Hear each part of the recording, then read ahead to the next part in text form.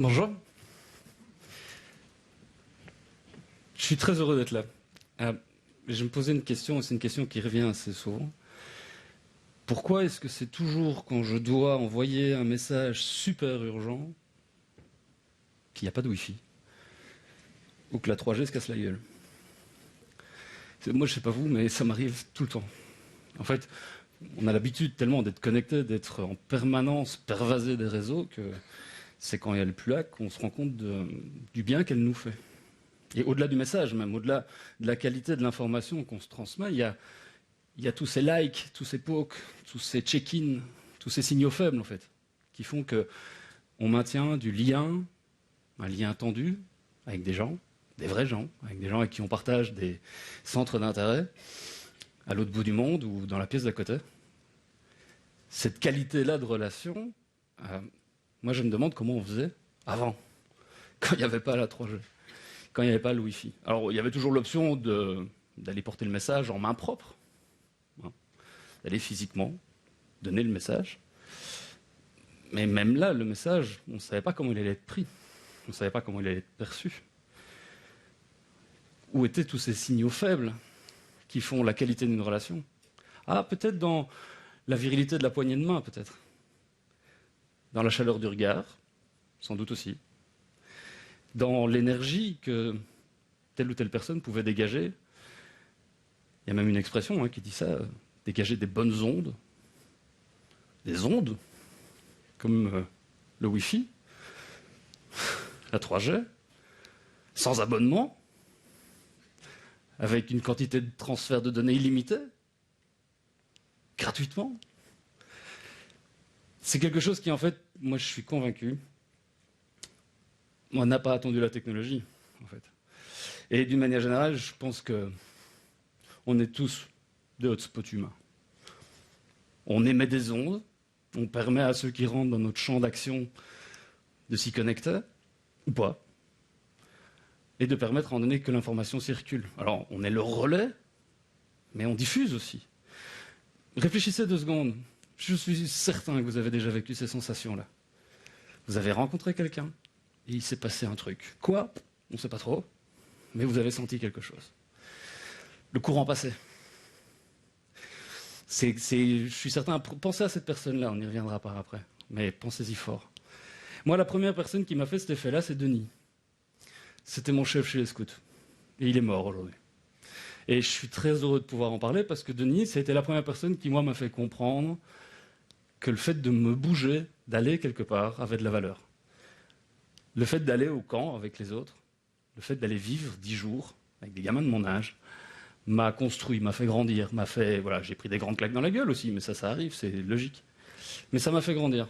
Et cette personne m'a... Je sais pas, quand j'étais à son contact, quand j'étais autour du feu, quand j'étais dans les randonnées qu'on pouvait faire, il se passait un truc. Quand il prenait sa guitare, il y avait quelque chose qui passait. La deuxième personne qui m'a fait cet effet-là, c'est mon père. Il n'y a pas beaucoup de photos de lui, parce que généralement, il est de l'autre côté de l'appareil. C'est la seule que j'avais dans mon GSM.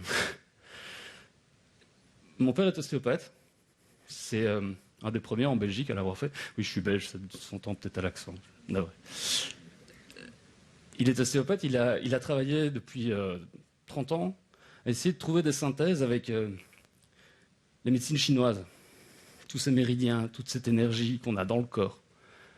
Et en grandissant, j'ai pu apprendre de lui un paquet de choses qui, notamment en termes d'énergie, m'a fait comprendre une chose, c'est qu'à l'heure d'aujourd'hui, on vit peut-être dans une économie de l'attention. Lui, son économie à lui, c'est son économie de l'intention. Le fait de se soigner, d'être soigné par les autres, par les énergies qu'on dégage et qu'on reçoit, c'est quelque chose qui a du sens. Voilà.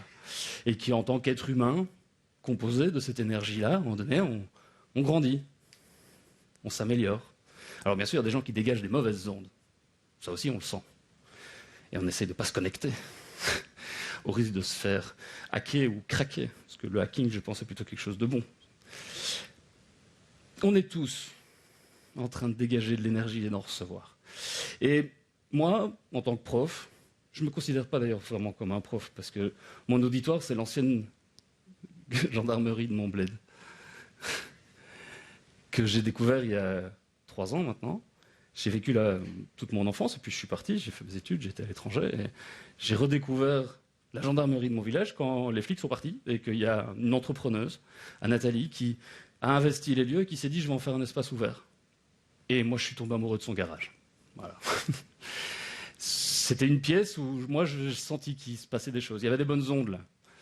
Et je me suis dit, je vais essayer d'en faire des trucs. Je commençais à donner cours, je commençais, en tant que journaliste, à avoir envie d'aller encore plus loin dans la démarche de partage de l'information que j'avais. Et puis surtout, de pouvoir continuer à apprendre. C'est d'ailleurs une des meilleures raisons pour donner cours. Et donc, j'amène mes étudiants. Je fais ça depuis 2 ans. Je prends mes étudiants avec moi et on va se mettre au vert. Et on se met dans une formule un peu bizarre. Je leur demande de prendre leur sac de couchage, leur matelas pneumatique, scout, machin, tout ça. Ouais. Et on vit ensemble pendant 4 jours. Voilà. On vit, on mange, on dort, on boit. C'est moi qui amène les bières. Et je leur fais confiance. A priori. En se disant qu'ils sont majeurs, vaccinés, qu'ils sont grands, je ne suis pas leur belle-mère. S'ils ne savent pas faire la différence entre boire une bière et se bourrer la gueule, ils n'ont rien à faire là. Mais que s'ils restent, s'ils ont envie de vivre un truc, on va les vivre ensemble. Et donc on bosse.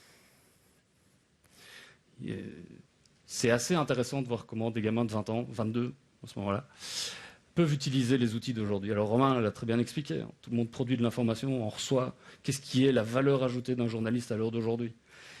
Les journalistes, ils font pas ce métier-là pour le pognon. Ils feraient un autre métier, si c'était ça qui les conduisait. Donc il y a autre chose. Quelle est la valeur ajoutée? Quelle est la valeur humaine qu'on peut rajouter à l'information? C'est un peu tout ça qu'on a essayé de mettre ensemble. Alors bien sûr, ils ont tous des usages différents. Et la première chose qu'on fait, c'est d'aller voir sur le web, quand on tape son nom, son prénom dans Google, qu'est-ce qui sort? Là, c'est la première chose qu'on fait pendant les cours que je donne là-bas. Certains sont surpris, d'autres sont déjà très très bien au courant, parce que ça fait déjà très très longtemps qu'ils utilisent Facebook à d'autres choses qu'à chatter avec leurs potes ou à se foutre de la gueule de leur prof. Et donc on bosse, on travaille. Et moi, je leur ouvre mon carnet d'adresses, virtuel, réel, par téléphone, par Skype, à l'autre bout du monde ou à côté de chez nous. J'essaye de leur faire rencontrer des gens qui viennent partager leur expérience. Voilà, j'ai eu la chance de pouvoir travailler dans différents endroits dans le monde, en francophonie, aussi aux États-Unis, de participer à des programmes International Visitor Leadership aux États-Unis, qui m'a permis d'aller rencontrer des gens que moi je suivais déjà depuis un bon bout de temps quand j'étais agencier, et d'aller valider des hypothèses. Et parmi ces hypothèses-là, il y avait le fait de se rencontrer des gens, de créer un environnement propice à ce qu'il se passe quelque chose, ça avait de la valeur. Alors, à ce qu'il se passe quoi? J'en sais rien. Comme autour du feu de camp à l'époque avec Denis. J'en sais rien. Moi, je voulais juste créer un environnement pour qu'il se passe des trucs. Et il y a plein de gens qui m'ont fait le bonheur et le plaisir de venir nous rejoindre, de venir passer 1 heure, 2, une journée, parfois 3, et de venir discuter avec eux. De venir leur dire que journaliste, ouais, c'est sans doute un des plus beaux métiers du monde, mais que c'est pas facile tous les jours. Et on les a fait bosser, on les a fait travailler. Et on s'est rendu compte que tous ces gens qui sont venus, c'était tous des petits access points en puissance, qu'ils ont tous partagé des choses, ils ont tous donné gratos, sans rien attendre d'autre en retour que cette gratitude de faire partie de quelque chose et de se dire qu'on aide des gamins à se lancer dans la vie. Et en allant un peu plus loin, Romain vous en a parlé, le monde des médias, il est un peu cassé. Il faut se réinventer, il faut trouver d'autres choses, d'autres manières de vivre de ce métier-là. On ne fait pas ça pour l'argent, mais il en faut un peu pour payer les factures fin du mois. Et donc, une des choses qu'on a faites, c'est de les faire travailler avec les outils des startups.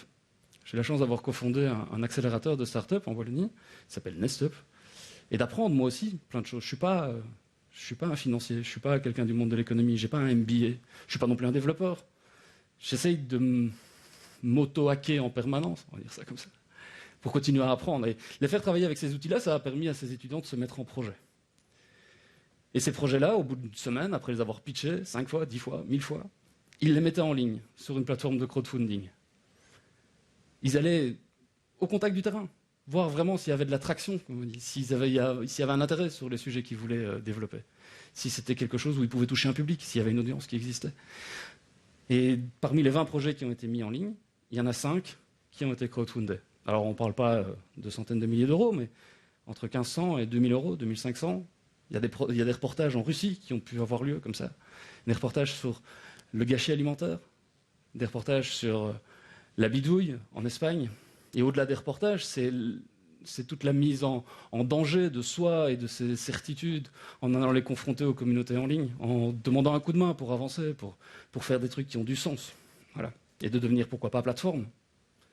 Je sais que dans les 5 projets qui sont là, c'est une conviction personnelle, je suis convaincu qu'il y a au moins un des projets où c'est sans doute le premier boulot de ces futurs journalistes qui sont en train de se construire.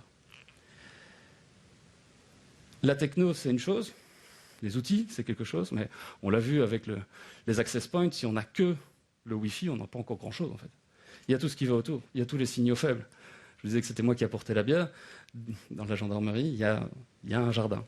Et donc on prenait le temps, quand il faisait beau, d'aller manger au jardin.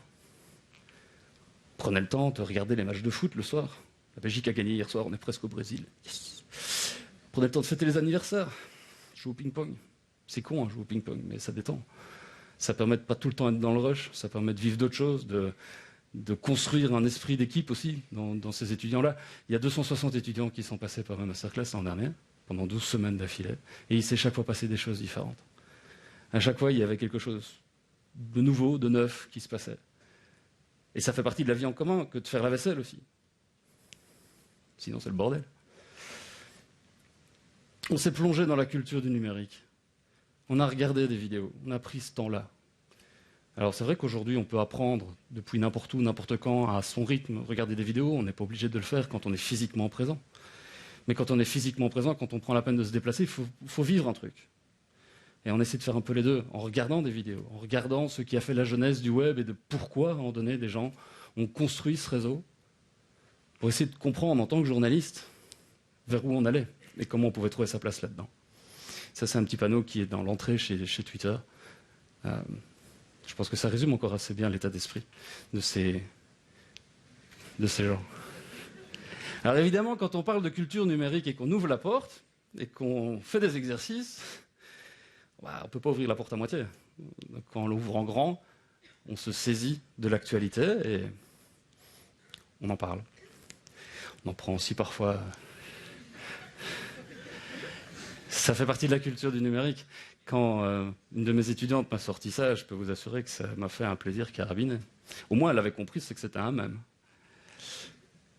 C'est aussi important d'avoir des écoles, des universités qui comprennent pourquoi. Le fameux why de Simon Sinek. Pourquoi j'essaye de faire ça L'IEX, à Bruxelles, est une école qui a compris, qui m'a donné les moyens, qui a donné les moyens à ses étudiants de venir, de participer à ces masterclass. C'est important, parce que tous les signaux faibles, tous ces petits tweets, il y a eu plus de 7500 tweets avec le tag Labdevanek qui ont été publiés. Tous ces tweets-là, ils ont du sens. Ils ont plein de sens. Et moi, c'est ce sens-là, et c'est ce pourquoi je continue à avancer, je continue à essayer d'innover pour eux, pour continuer aussi à donner du sens à tout ça. Quand des bonhommes comme Eric Scherer balancent un tweet comme ça, moi, ça fait ma journée. Hein. Et c'est pour ça que vivre ces moments-là, ça n'a pas de prix. Les gens n'achètent pas ce que vous faites, ils achètent pourquoi vous le faites. Et moi, je suis convaincu que ce que j'essaie de faire maintenant, le projet suivant sur lequel je suis, j'essaie de mettre ça en place aussi. Parce que mes étudiants, maintenant, je vais les mettre dans une bagnole et on va prendre la route. Ça va être un véhicule qui est connecté. On va le bidouiller, on va le tester. Et j'ai mis le projet sur KissKissBangBang. Comment voulez-vous que je parle de crowdfunding à mes étudiants si je ne le fais pas moi-même? Dans le langage des startups, on appelle ça « eat your own dog food ». Bah ouais. Je mets les mains dedans, avec eux. Le projet, il a été mis en ligne il y a 2 jours, et le screenshot, il date de ce matin. Vous ne pouvez pas savoir le bonheur que ça me fait quand je vois qu'il y a 60 personnes qui me disent « go for it », même à 5 €. C'est pas ça qui va me faire vivre, mais on ne vit pas que de pognon. Voilà. Je vous demande, pour terminer, de repenser à cette personne qui, au contact de cette personne, vous avez senti cette bonne énergie, et repensez très fort, de déplier votre antenne au-dessus de votre tête. Allez-y, déployez votre antenne très très haut, repensez à cette personne-là. Je suis certain que de là où elle est, qu'elle soit ici ou ailleurs, dans ce monde-ci ou dans l'autre, vos bonnes ondes, elles peuvent arriver jusqu'à elle. Je vous remercie, passez une excellente après-midi.